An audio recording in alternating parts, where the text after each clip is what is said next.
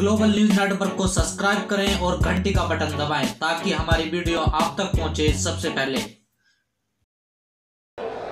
विषय बहुत गंभीर है, कार्यक्रम बड़ा महत्वपूर्ण है।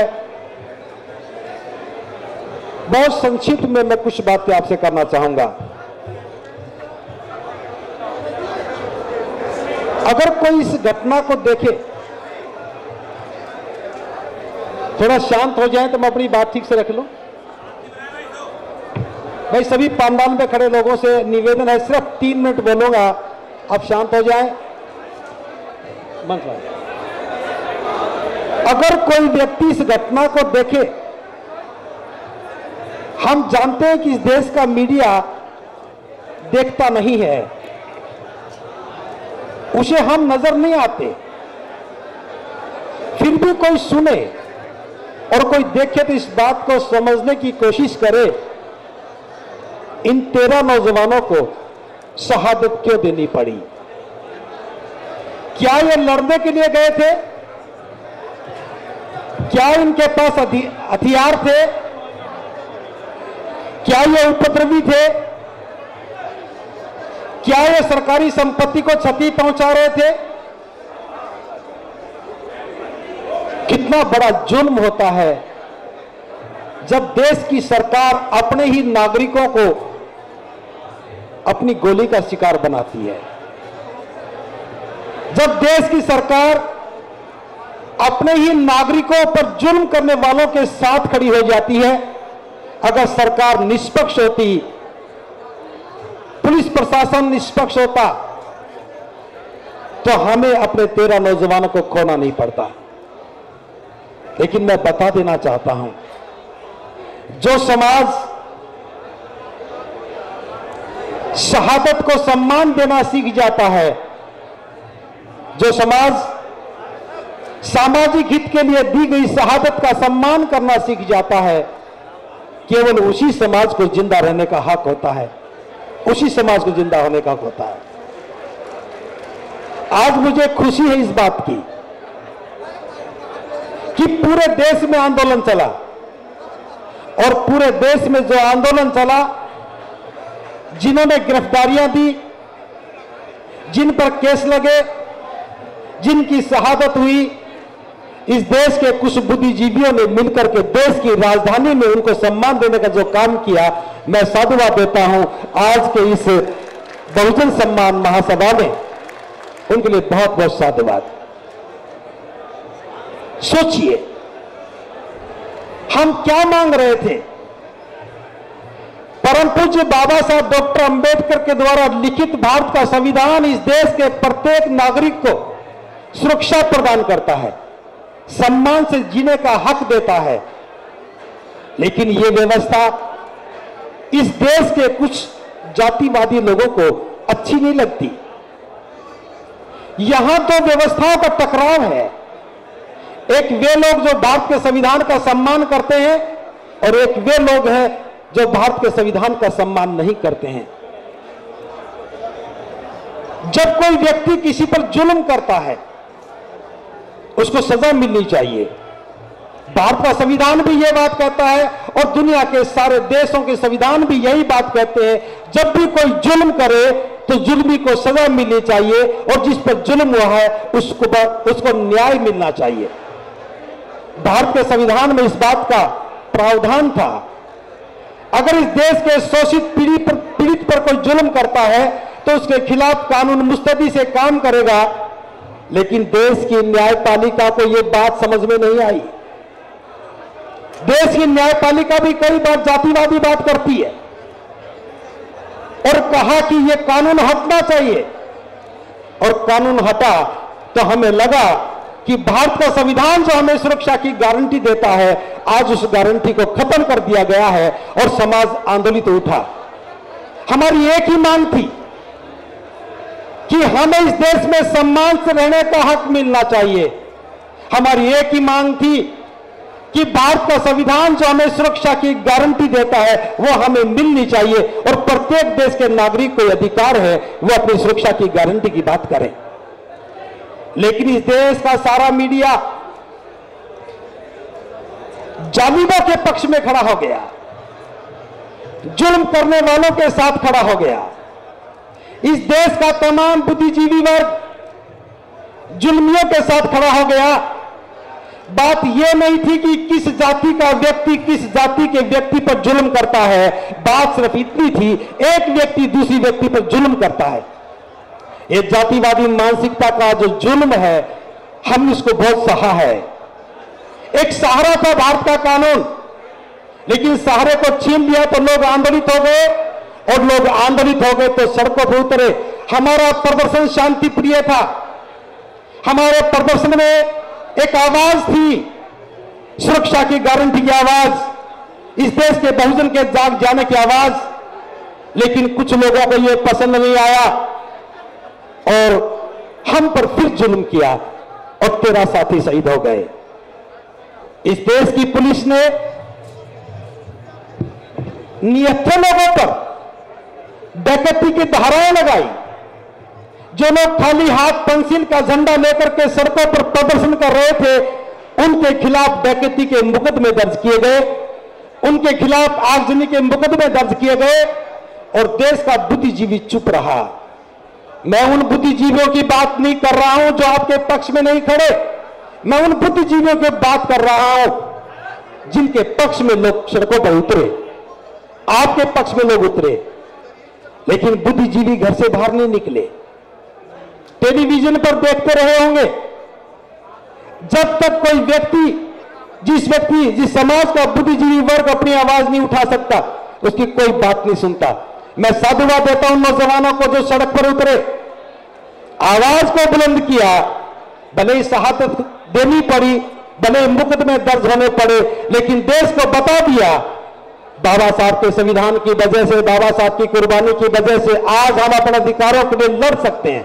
और लड़ाई की पहली मिसाल बनी थी 2 अप्रैल की घटना। मैं उन तमाम साधुवाद देता हूं तमाम नौजवानों को जो इस घटना के अनुदाता बने थे। हमने क्या मांगा था सरकार से? सिर्फ सुरक्षा, और हम पर जुल्म हुआ। लेकिन मैं बता देना चाहता हूं, निराश होने की आवश्यकता नहीं है। जरूरी नहीं कि जो कुछ मांगा जाए वो मिल जाए। हमें इतिहास से सबक सीखना है। मान्यवर साहब काशीराम जी ने कहा था, मैंने बाबा साहब डॉक्टर अंबेडकर से सीखा है कि आंदोलन कैसे चलाया जाए। मान्यवर साहब काशीराम जी का कहना है, मैंने बाबा साहब डॉक्टर अंबेडकर से सीखा है कि आंदोलन कैसे चलाया जाए, और मैंने इस देश के अंबेडकर वादियों से सीखा है कि आंदोलन कैसे नहीं चलाया जाए। यह बात मैं इसलिए दोहरा रहा हूं, हमें बाबा साहब से सीखना है, मान्यवर साहब काशीराम जी से सीखना है, हमें महामना ज्योतिबा फूले से सीखना है, अपने समाज के महानायकों से सीखना है कि आंदोलन कैसे चलाया जाए। लेकिन जिस ढंग से हम आंदोलन चला रहे हैं, इसमें शहादतें ज्यादा होंगी और मिलने वाला ज्यादा कुछ नहीं है। इसलिए हमें सीखना चाहिए बाबा साहब से। बाबा साहब को बचपन में स्कूल में नहीं बैठने दिया। बाबा साहब डंडा लेकर के नहीं गए, विदेश में जाकर के ज्ञान को हासिल करके और अपनी कलम से एक ऐसा कानून बना दिया, जिनको कभी स्कूलों में जाने नहीं दिया था, उन सबको स्कूलों में जाकर के बिठा दिया। यह जवाब था उस प्रतिबंध का। बचपन में जिसे पानी नहीं पीने दिया, अपनी कलम की ताकत पर, अपने आंदोलन की ताकत पर इस देश के तमाम नागरिकों के घर घर में पानी पहुंचा दिया। ये सरकार की जिम्मेदारी लगा दी। हमें सीखना चाहिए कि आंदोलन कैसे चलाना चाहिए। हमें सीखना चाहिए। जिस बैलगाड़ी में भीम को बैठने नहीं दिया, उसी भीम ने अपनी कलम की ताकत पर लिख दिया। इस देश की बैलगाड़ी नहीं, रेलगाड़ी भी भीम की संतान चलाएंगी और हवाई जहाज भी उठाएंगी। बैठने की बात नहीं, लोगों को मंजिल तक पहुंचाएंगी। हमें सीखना चाहिए कि आंदोलन कैसे चलाना है। बाबा साहब को न्याय नहीं मिला, चुनाव जीतने नहीं दिया, चुनाव में हरा दिया। हम कभी राजा की झांकी नहीं देख सकते थे, राजा की सवारी नहीं देख सकते थे, और बाबा साहब ने हमें राजा बनाने का हक दे दिया। और जो कौन राजा बनने का हक जानती है, अंगूठे की ताकत को पहचानती है, वो देश का हुक्मरान हुआ करती है। समझना है। आप खुश हो गए होंगे कि हमने आंदोलन किया और सरकार ने कानून बना दिया। सरकार ने कानून बना दिया, यह बात सच है, लेकिन साथ में यह भी कहा कि कानून को माना ना जाए। मध्य प्रदेश के मुख्यमंत्री ने कहा कानून तो बना दिया, लेकिन पुलिस तो हमारे पास है, हम कहेंगे सो करेगी। कानून तो बना दिया, मुकदमे दर्ज तो हो जाते हैं, न्याय कितने लोगों को मिला? 100 में से 10 लोगों को भी न्याय नहीं मिलता है। 90 लोग समझौता करके तक के घर बैठ जाते हैं। ये आंदोलन का परिणाम नहीं है। अगर आप चाहते हैं कि समाज के साथ न्याय हो, तो छोटा लक्ष्य अपराध है, इस बात को स्वीकार करो। छोटा लक्ष्य अपराध है। हम छोटे छोटे काम करने में खुश हो रहे हैं। सारे बुद्धिजीवी लोग बाबा साहब के सिद्धांतों को बदलने में लगे हैं।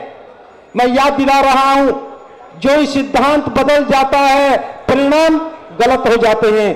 बाबा साहब ने कहा था एजुकेट, एजिटेट एंड ऑर्गेनाइज, जिसका हिंदी में अर्थ बनता है शिक्षित करो, आंदोलित करो और संगठित करो। लेकिन हम बुद्धिजीवियों ने अपने हिसाब से अर्थ बदल लिया।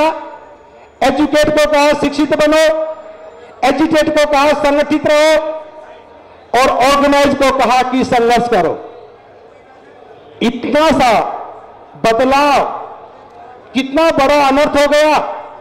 इस देश का सारा पढ़ा लिखा बुद्धिजीवी वर्ग, पढ़ने के बाद उसे आंदोलित होना चाहिए था, पढ़ने के बाद उसे ठीक में समझ में आना चाहिए था और ठीक समझने के बाद उसे सही रास्ते पर चलना चाहिए था। याद करो बाबा साहब की बात। बाबा साहब ने कहा था, ये मेरे पढ़े लिखे नौजवानों, कम से कम महीने में एक बार गांव की गलियों में जरूर जाना। नहीं मानी बात हमने। फिर कहा अगर इतना ना करो तो सूट बूट पहन करके गांव की गलियों में फिर घूम आना, लोग आपको ऐसा देखेंगे तो प्रेरित होंगे, आगे बढ़ेंगे। ये था बाबा साहब का आंदोलित हो जाना। एजुकेशन के बाद हमें आंदोलित होना था, क्या करना चाहिए और क्या करना नहीं चाहिए ये समझ में आना चाहिए था। लेकिन हमने क्या कहा, बड़ा मुश्किल है। हमने कुछ नहीं बदला, सूत्र बदल दिया। शिक्षित बनो की जगह संगठित हो कर दिया, आंदोलित होने की जगह संगठित रहो कर दिया और सारे बुद्धिजीवी संगठन बनाने में लग गए और देखते देखते हजारों संगठन खड़े हो गए। संगठन तो हजारों हैं लेकिन संगठित कोई भी नहीं है। संगठन हजारों है, संगठित कोई भी नहीं है। बाबा साहब को मानने वाली संतानों से क्या यह उम्मीद की जा सकती है कि बाबा साहब के बनाए सिद्धांत बदल दे? इसलिए जुल्म होता है क्योंकि हम सिद्धांत सही नहीं समझ पाए और जो ही हम आंदोलित हो जाते, हम संगठित रहना सीख जाते और संगठित जो रहना सीख जाता है उस पर कोई जुल्म नहीं करता है। इस देश में बहुत बार बंद हुए हैं, इस देश में बहुत बार भारत बंद हुए हैं। क्या कोई मरा? क्या किसी पर मुकदमे दर्ज हुए? अज्ञात लोगों के नाम पर मुकदमे दर्ज कर देते हैं और प्रतिभाशाली नौजवानों को जेल में बंद करके उसका करियर बिगाड़ देते हैं। ये साजिश करते हैं वो लोग और हम अपने अपने संगठन का बैनर लगा करके बाबा साहब की जय भीम के नारे लगाते चलते हैं। वो जानते हैं बाबा साहब की जय भीम करने वाले लोग संगठित नहीं है, इसलिए खुल करके जुल्म करते हैं। अगर जुल्म का बदला लेना है, जुल्म से बचना है, तो मान्यवर साहब काशीराम जी से सीखो। 6743 जातियों में बटे हुए समाज को एक नाम दिया, बहुजन समाज। और जो बहुजन समाज का आगाज हुआ तो उत्तर प्रदेश सरकार आपके हाथ में थी। जातियां हमारी दुश्मन है, लेकिन अफसोस मुझे इस बात का, बाबा साहब का नाम लेने वाले, बाबा साहब के नाम से संगठन चलाने वाले जातिवादी लोग हैं, जातिवाद से प्रेम करते हैं। अगर आप संगठित होना चाहते हैं, मजबूत समाज बनाना चाहते हैं, देश के हुक्मरान बनना चाहते हैं, बहुत बड़ा काम करने की जरूरत नहीं है। केवल जाति तोड़ने की घोषणा करो कि आज के बाद मेरी कोई जाति नहीं है और मैं किसी जाति को स्वीकार नहीं करूंगा। एक घोषणा के साथ बहुजन समाज का निर्माण हो जाएगा। हम अपने बिछड़े हुए भाइयों से मिलने लगेंगे, रोटी बेटी के संबंध बनने लगेंगे। फिर जुल्म का मुकाबला करने के लिए कोई एक जाति नहीं, 6743 जातियां एक साथ खड़ी हो जाएंगी और एक साथ खड़ी हो जाएंगी, तब हमारा नारा होगा जातिवादी है वह अपराधी है। जो जातिवादी है वो अपराधी है। एक नारा लगाइए, जो जातिवादी वो अपराधी है, क्योंकि इस देश में जुल्म जातिवादी कर रहा है, जातिवाद के नाम पर कर रहा है, जाति के नाम पर कर रहा है। अगर हमने इतना करना सीख लिया तो मैं समझता हूं हमारा आंदोलन बहुत आगे बढ़ेगा। दूसरी बात, हमारे बहुत सारे बुद्धिजीवी आरक्षण बचाओ की बात कर रहे हैं। मैं उनसे कहना चाहता हूं, यह जरूरी नहीं कि आप मेरी बात को माने, लेकिन मुझे कहने का हक है इसलिए कह रहा हूं। आरक्षण बचाओ कोई आंदोलन नहीं है। पहले तो सरकार बनाते हो, फिर आरक्षण को गवाते हो और फिर कहते हो आरक्षण बचाओ, उनसे मांगते हो। या आरक्षण की जरूरत नहीं है। इस सरकार ने सही पहल कर दी है, 10% आरक्षण दिया है, गलत दिया है। उसे 15 देना चाहिए था, उसे 15 देना चाहिए था और आर्थिक आधार को खत्म करके 15 को 15 दे देना चाहिए था, तो 85 हमारे पास अपना आप बच जाता और यह काम आप लोग कर सकते हो। अभी जो कल घटना घटी है ये इस काम को कर सकती है। इस देश में जातिवादी व्यवस्था है तो जाति के नाम पर बराबर का हक दे दो, पिछड़ों को 52 दो, 27 क्यों दिया? यह बेईमानी है। 52 लोगों को 27 दे रहे हो, यह बेईमानी है, और 15 को 50 दे रहे हो, यह बेईमानी है। आवाज उठाना शुरू करो, जरूरत नहीं आवाज उठाने की, मजबूती के साथ खड़े हो जाओ। बहुत सारे काम शोर मचाने से नहीं चलते हैं, बहुत सारे काम चुप होने से चलते हैं। याद रखना, आरक्षण बचाने की मांग करोगे तो आरक्षण खत्म होता चला जाएगा और आप कहो कि हमें नहीं चाहिए आरक्षण। इस देश के तमाम संसाधनों में बराबर की भागीदारी चाहिए, बराबर की भागीदारी चाहिए। संविधान लैंड रिफॉर्म की बात करता है, बाबा साहब ने लैंड रिफॉर्म की बात की थी, हमें लैंड रिफॉर्म की बात करनी चाहिए। इस देश में कोई स्कूल प्राइवेट नहीं हो, इस देश की सारी शिक्षा व्यवस्था सरकार के अंडर में होनी चाहिए। डीएम का बेटा भी वहीं पढ़े और पीएम का बेटा भी वहीं पढ़े। डीएम और पीएम जब साथ बैठ करके पढ़ेंगे तो हमें आरक्षण की जरूरत बिल्कुल भी नहीं है। लेकिन हम दूसरी व्यवस्थाओं का समर्थन करते हैं। हमारे सारे बुद्धिजीवी लोग अपने बच्चों को उन्हीं स्कूलों में पढ़ाते हैं जो स्कूल उन लोगों को तैयार करता है, आरक्षण की व्यवस्था को खत्म करने का काम करता है। हम मकान बनाने में लग गए, आरक्षण नहीं बचेगा। मकान बनाने से आरक्षण नहीं बचेगा, समाज बनाने का काम करना होगा। और समाज बनाने का काम जब होगा जब देश का बहुजन बहुजन के लिए काम करना शुरू करेगा। आपके हाथ में शिक्षा की बागडोर नहीं है, हमारे पास आर्थिक तंत्र नहीं है। हम आरक्षण बचाओ की बात करते हैं, नौकरियां खत्म कर दी गई और हमें एहसास नहीं। मैं एक बात कहना चाहता हूं, नौकरियां मत मांगो, इस बाजार में अर्थव्यवस्था पर अपना अधिकार कायम करो। इस देश के बाजार में दुकानों का आवंटन कोई नहीं करता है, उसमें कोई आरक्षण नहीं है। आप अपनी बस्तियों को बाजार बनाओ, नीचे दुकान और ऊपर मकान बनाओ। जिस दिन नीचे दुकान ऊपर मकान बनेंगे आपकी बस्तियों में कारोबार होने लगेगा, व्यापार होने लगेगा। हम नौकरियां नहीं मांगेंगे और जिसके पास व्यापार होता है वो देश की दिशा को तय करता है, वो देश की सरकार को चुनता है। इसलिए अपने निशाने बदल लो, अनावश्यक रूप से ऊर्जा को खर्च मत करो। बस इन्हीं बातों के साथ एक बार पुनः मैं श्रद्धा सुमन अर्पित करता हूं तमाम लोगों के लिए, शहीदों के लिए जिन्होंने अपनी शहादत दी है, और उनके माता पिता के लिए साधुवाद देता हूं। आपने एक बहादुर बच्चे को जन्म दिया है। और एक बात बता करके बात खत्म कर रहा हूं, शहादत होती है तो हमें दुख होता है, लेकिन मरना सबको है, सभी लोग मरेंगे, पहले भी बहुत मरे हैं। जो जीना चाहता है और अगर वो मरने से डरता है तो उसे मारने की जरूरत नहीं होती है। जो जीना चाहता है और मरने से डरता है उसे मारने की जरूरत नहीं है, वो तो पहले ही मुर्दा पड़ा है। लेकिन जो जीना चाहता है और मरने से डरता नहीं है, जीने का हक उन्हीं को है। पहला हक इन 13 बहादुर नौजवानों को शहादत दी है। भले शरीर मर गया लेकिन पत्थर के रूप में फौलाद बन करके हमारे सीने पर बैठे हैं। पत्थर के रूप में फौलाद बनकर के सीने में बैठे हैं। भले हम किसी का नाम भूल जाएंगे, लेकिन उनकी शहादत हर एक नौजवान को जीना सिखाएगी, अधिकार के लिए लड़ना सिखाएगी। मैं उनके माता पिता से कहना चाहता हूं, धन्य है आप, धन्य है आपके सपूत, धन्य आपकी परवरिश। आपने अपने संतान को ऐसा जज्बा दिया, ऐसी हिम्मत दी। संतानें सभी की मरेंगी, लेकिन आपकी संतान कभी नहीं मरेगी, इस बात का हमें गर्व है। और आपसे भी इतना कहना चाहता हूं, सिर्फ नारे लगाने में ऊर्जा खर्च मत करो, सिर्फ नारे लगाने में ऊर्जा खर्च मत करो। आंदोलन कैसे चलाना है, समाज को कैसे प्यार करना है, एकजुट हो जाओ। और इस पहल के लिए मैं साधुवाद देता हूं उपासक बालक राम जी को, शशि भूषण जी को। मैं सबके नाम नहीं ले पा रहा हूं क्योंकि नाम नहीं जानता, और सारी टीम को मैं साधुवाद देता हूं कि इन्होंने पहल की और देश की राजधानी में एक आगाज किया है कि शहादत का सम्मान देना बहुजन समाज जानता है, और इसके लिए बहुत बहुत साधुवाद। मैं भी आपसे एक अपील कर रहा हूं, छोटे लक्ष्य छोड़ करके, अपने संगठन की सीमाओं से बाहर निकल करके छोटे काम अपने बैनर से करो, छोटे काम अपने संगठन से नाम से करो, लेकिन राष्ट्रव्यापी आंदोलन में अपनी दायरे को छोड़ करके एक राष्ट्रव्यापी आंदोलन का हिस्सा बनने का काम करो, क्योंकि हम समाज के लिए काम कर रहे हैं, किसी एक व्यक्ति के लिए नहीं, किसी एक मकसद के लिए काम कर रहे हैं। बाबा साहब हमारे मसीहा हैं, हम सबके नेता बाबा साहब हैं, बुद्ध हमारे शास्ता हैं, हम सबके शास्ता बुद्ध हैं, तो फिर हमारे रास्ता अलग अलग क्यों हो?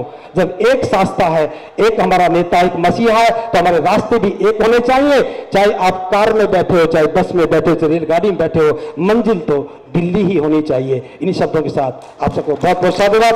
बाबा तो सब मंगलम।